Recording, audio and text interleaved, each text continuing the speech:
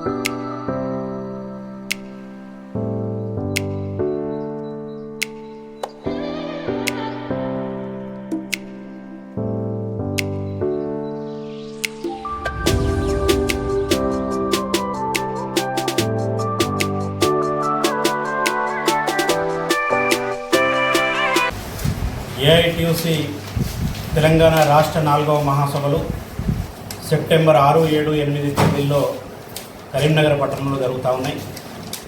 ఈ మహాసభల్లో ప్రధానంగా కేంద్ర రాష్ట్ర ప్రభుత్వాలు కార్మికుల పట్ల అవలంబిస్తున్నటువంటి కార్మిక వ్యతిరేక అనుకూల చట్టాల మీద నిర్ణయం చేస్తూ చర్చలు చేసి రాబోయే కాలంలో కేంద్ర ప్రభుత్వం నూతనంగా తీసుకొచ్చినటువంటి 4 లేబర్ కోడ్ల రద్దు కోసం నిర్వహించాల్సినటువంటి పోరాట కార్యాచరణను రూపొందించుకోవడం జరుగుతుంది.